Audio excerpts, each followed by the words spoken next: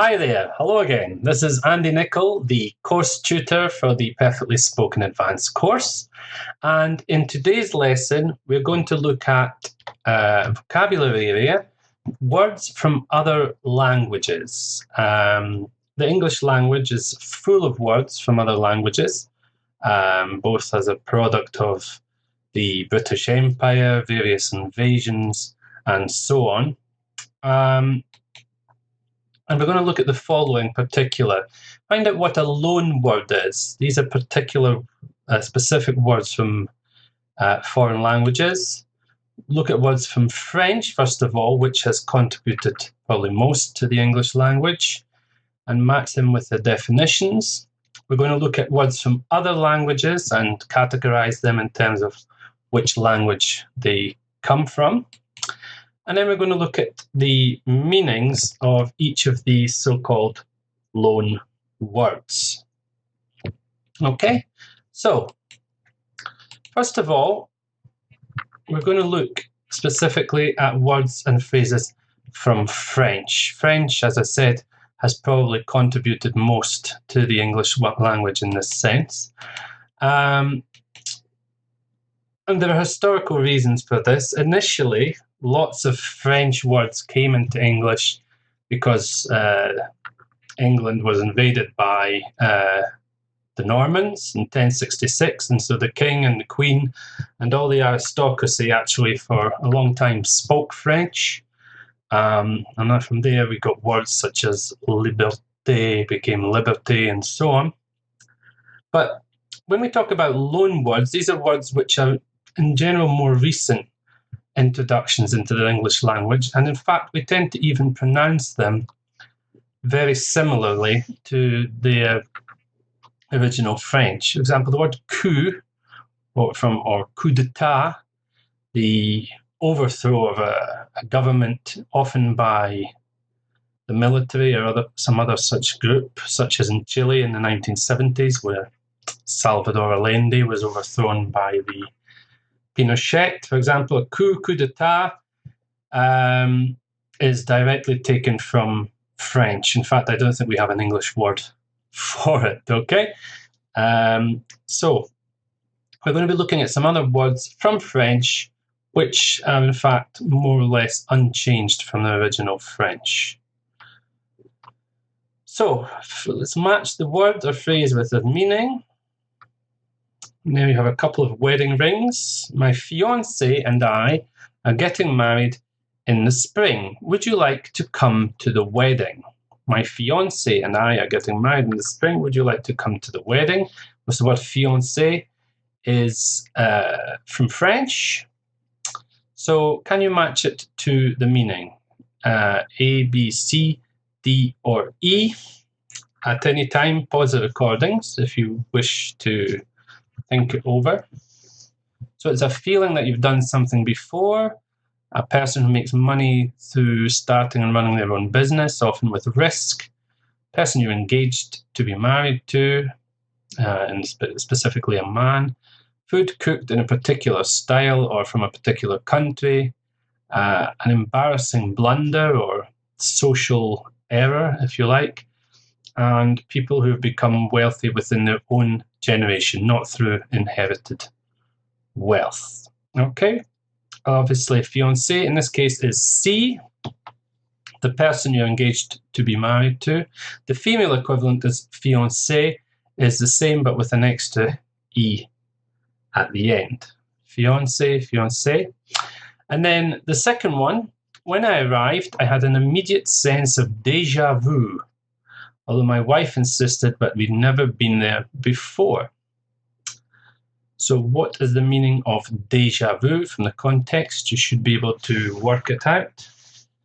As I say, pause the recording if you need time to think. And the answer is, of course, A. The feeling that you're experiencing something that has happened to you before. The next one, actually I've had that happen to me a few times. It's quite a strange, weird experience. The family made their money in telecommunications, and that's how they joined the ranks of the nouveau riche. The nouveau riche.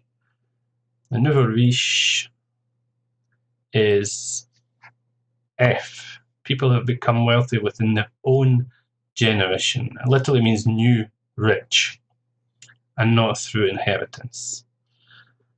Next one. I said, "Who's that annoying man over there?" And she replied, "You mean my husband. What a faux pas." A faux pas literally means a false step, and it is E, an embarrassing or tactless blunder, a social mistake of grand proportions in this case. Richard Branson is one of the best known entrepreneurs from the UK, like him or loathe him. He founded the hugely successful Virgin Enterprises. So entrepreneur,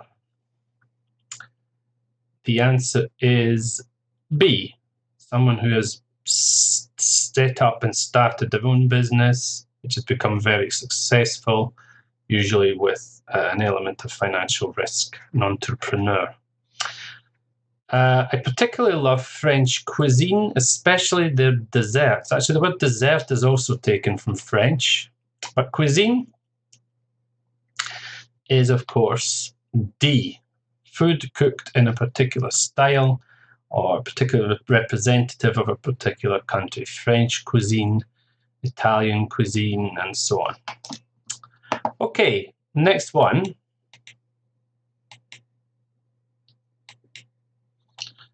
You say a woman watching TV from under the duvet. My partner is always pulling the duvet off me in the middle of the night. Couples often argue with one another about this. The duvet, is it a free hand, the ability to do something any way you like, an expression or saying that's lost its originality, something that's been already done, an accomplished fact, and a person employed to drive a private car, often a limousine, discerning judge or expert in a particular field, particularly the arts or a matter of taste, and finally a thick warm cover for your bed filmed with feathers, known as down, or an artificial alternative. And of course the answer is F. Your duvet is a thick warm bed cover. Next one, could you ask the chauffeur to pick me up around noon? As always, pause the recording if you need time to think. And of course, the chauffeur is a person employed to drive a car, often a limousine. Limousine are those big, long, posh cars. Chauffeur. My boss has given me carte blanche in terms of the latest project. Carte blanche. Again, pause the recording if you need time to think. Carte blanche is in fact A, a free hand, the ability to do something in any way you like. Basically, your boss says, here you are, go ahead, do what you want. You're given carte blanche. I know it's a bit of a cliche, but I really did fall head over heels for her. The expression head over heels for someone means deeply in love. It's an expression that's used time and again. It's an overused expression, so perhaps it's not as effective as it once was, and it is, of course, B, an expression that's lost its originality, its punch, because it's been overused. Next one. We tried to stop him from going ahead with his disastrous idea, but it was already a fait accompli. A fait accompli is, of course, C, something that's already been done, an accomplished fact, something you can't change. It's already happened, we can't do anything about it. It's a fait accompli. Someone can present you with a fait accompli and they can say, and so you haven't got any choice but to accept it. Fait accompli. Next one, he's a real connoisseur of fine wines. Ask him anything you like and I'm sure he'll be able to help you. A connoisseur is like an expert, someone who is a discerning judge, expert in a particular field, often the arts, in terms of cuisine and so on, a connoisseur. Okay, so that's French. As I say, there are many, many more expressions in French that I could talk about. Now let's look at some other languages other than French. Okay, so you're going to see a series of words here. I've got albino. If you want to listen and repeat the pronunciation, albino, three syllables, stress on the second syllable, albino. Algebra, stress on the first syllable, 3 syllables, algebra. Cinema, the same, cinema. Confetti, 3 syllables, stress on the second, confetti. Diesel, 2 syllables, stress on the first, diesel. Dogma, the same. Fiasco, 3 syllables, stress on the second syllable, fiasco. Hamburger, 3 syllables, hamburger. Karate, 3 syllables, stress on the second, karate. Mammoth, 2 syllables, stress on the first, mammoth. Marmalade, stress on the first syllable, 3 syllables again, marmalade. Mattress, 2 syllables, stress on the first, mattress.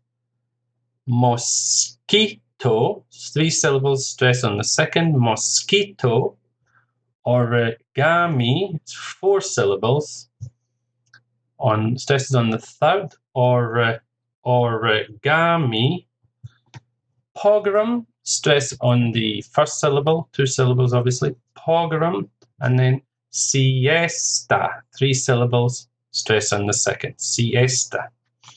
Okay, so here's the table of the languages. You've got Arabic, German, Greek, Italian, Japanese, Portuguese, Russian, and Spanish. So these are all languages except French, not French.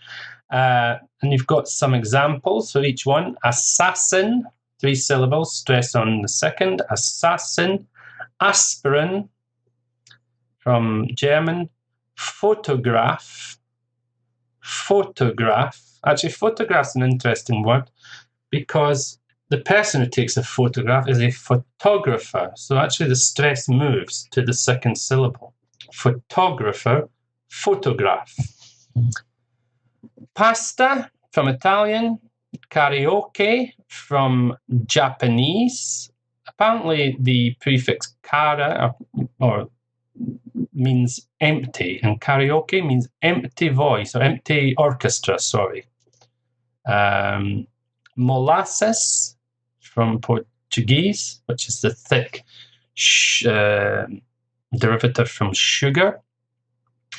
Vodka and hurricane. Vodka from Russian, hurricane from Spanish.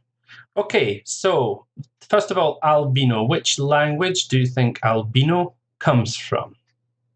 Arabic, German, Greek, Italian, Japanese, Portuguese, Russian, or Spanish? Well, albino is from Portuguese, and of course it refers to people or animals actually as well with the condition where there's no pigmentation in the skin, etc. Albino. It's a genetic difference that they have from other people or animals. Algebra, the part of mathematics with equations and so on, is from Arabic.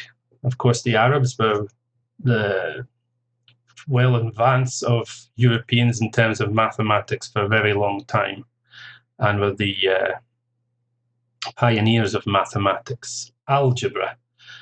Cinema comes from Greek. Cinema. Confetti. Which language do you think confetti comes from? The small pieces of paper that you throw at people when they get married. And this is from Italian. Diesel, the fuel that we use for many cars and also very commonly used with lorries and so on.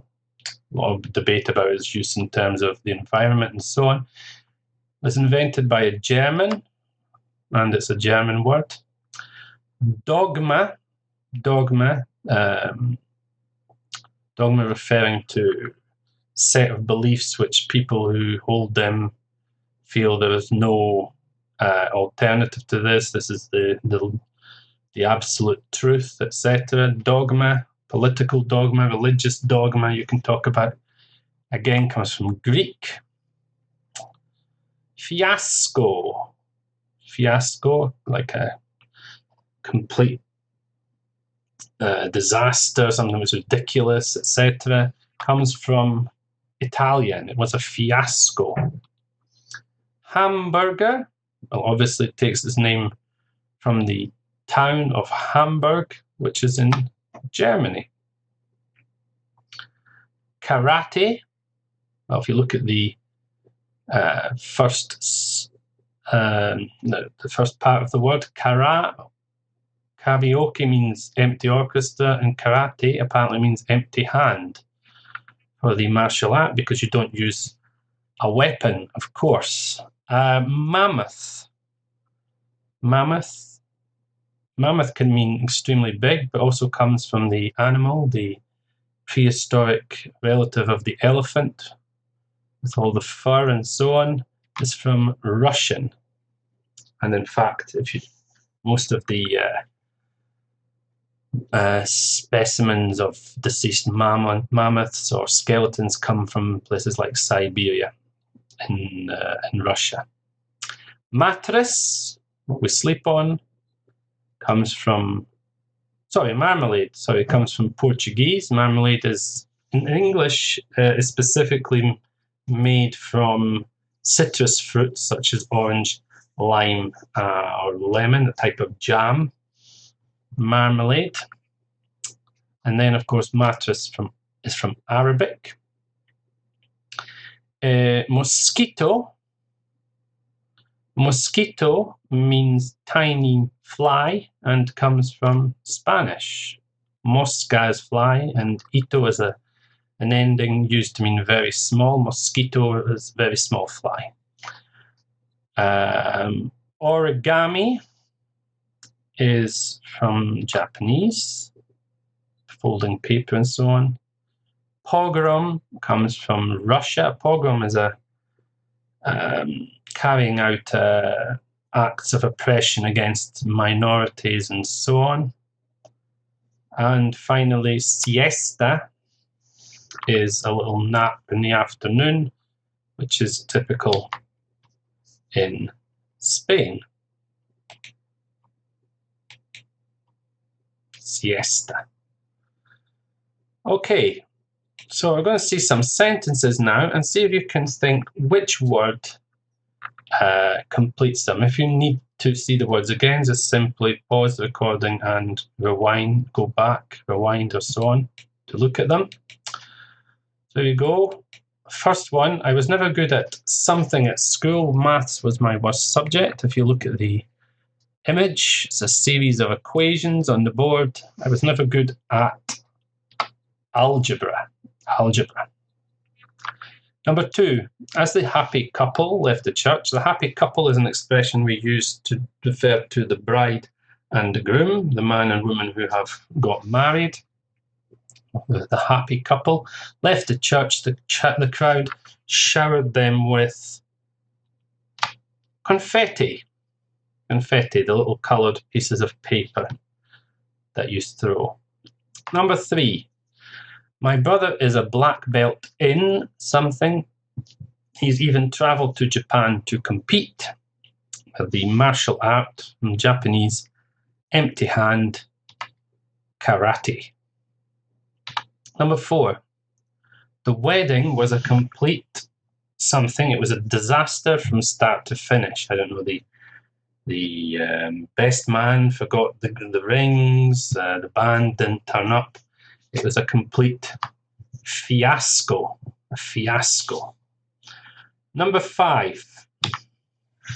Apparently, pregnant women and people doing exercise are most likely to be bitten by I read this in a newspaper article recently, that certain people are more likely to be bitten by a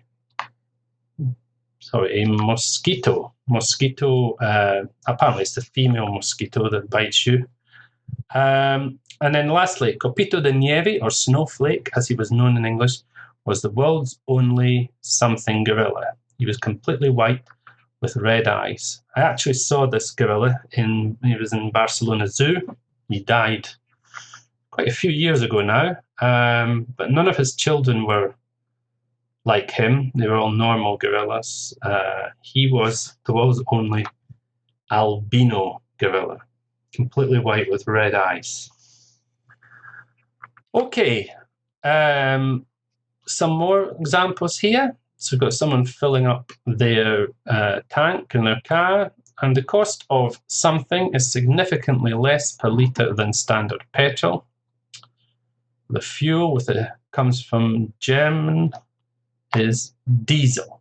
Diesel. Cost of diesel is less per litre than standard petrol. The Japanese art of paper folding, known as something, is centuries old. It's the art of origami, paper folding. Number 9. I love a bit of something on my toast for breakfast. The tangy taste of the oranges is really nice. It's a sort of jam made from citric fruit. In this case, oranges. Most typically is marmalade from Portuguese. Number 10. I'm feeling a bit tired. I think I'll go and have a short afternoon nap. Wake me up in half an hour. The word is from Spanish, siesta. Next one. My great-grandfather escaped from the Tsarist, that's from the Tsar, who was the king of Russia up until the Russian Revolution. In the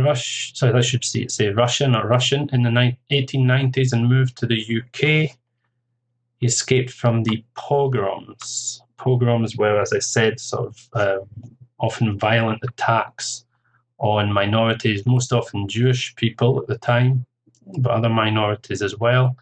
And the word has come to mean this kind of attack on minorities in any particular part of the world and so on. Rum, which is made from something, is the key ingredient in the mojito cocktail, along with lime juice, soda water, and mint. But it comes from molasses, which is from sugar.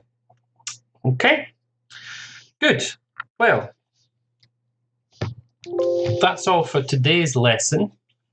In the next lesson, which is lesson 45, we'll be doing a review again, review number 9 of lessons 41 to 44. So we'll be looking again at future forms, future perfect versus future continuous, due to, about to, present continuous for future arrangements, and so on. Also, we'll be looking at the vocabulary areas that we've studied, including this last one on,